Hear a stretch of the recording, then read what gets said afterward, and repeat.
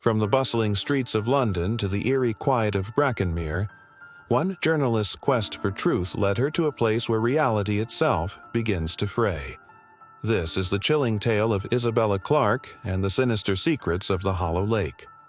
Isabella was a rising star in investigative journalism, known for her sharp mind and unwavering determination.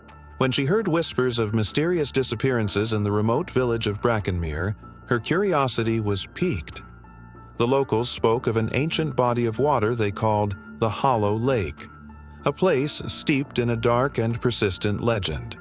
They warned her, their voices low and fearful, that every full moon, the lake's surface doesn't just reflect the sky, it reflects what it desires, what it wants to reclaim, and anyone who gazes too long into its depths is swallowed by the reflection, never to be seen again. Isabella, a woman of logic and fact, initially dismissed these stories as mere folklore, the kind of ghost tales that small, isolated communities tell to scare their children and entertain tourists. She set up her base at the village's only inn, the Silent Swan, and began her investigation.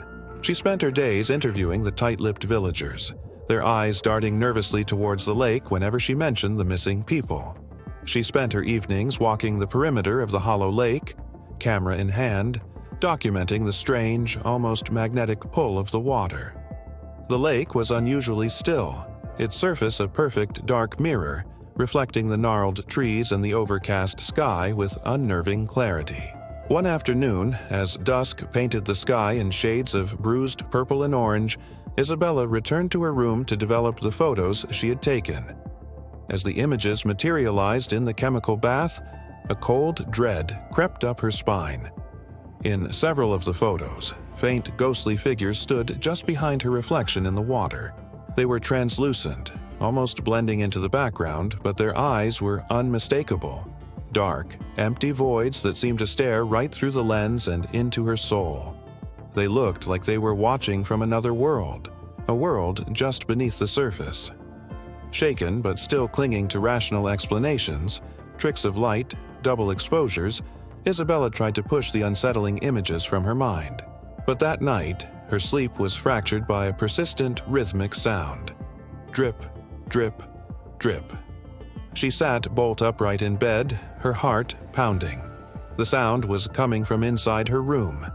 She swung her legs over the side of the bed, and her feet landed in a cold, soaking puddle on the floorboards. Her leather shoes, which she'd left by the door, were drenched, as if she had just waded through the lake.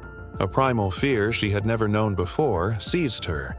She scrambled to the window, peering out into the moonless night, and then she saw it. Down by the shore of the Hollow Lake, a silhouette stood motionless, its form stark against the faint starlight on the water.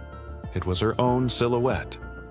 Isabella watched, frozen in terror, as the figure at the lake's edge slowly turned its head, as if it knew she was watching.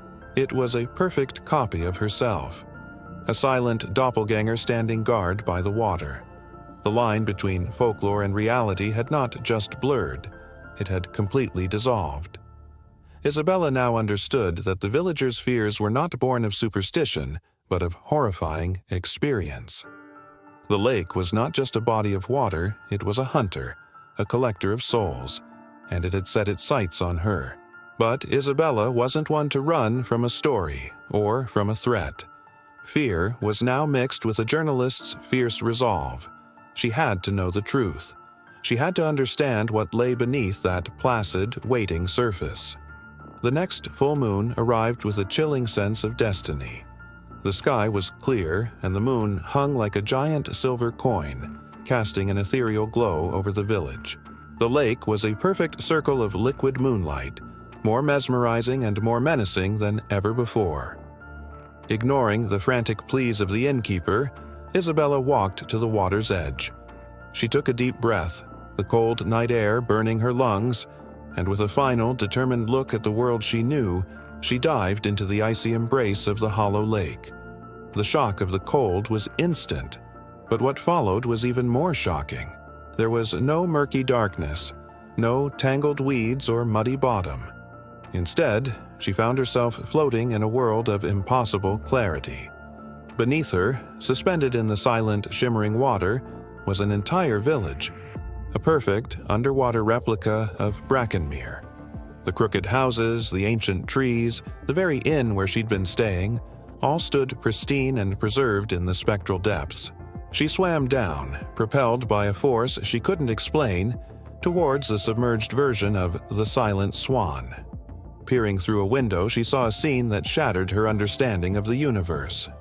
Inside, a woman who looked exactly like her was sitting at a desk, hunched over a notebook, writing furiously.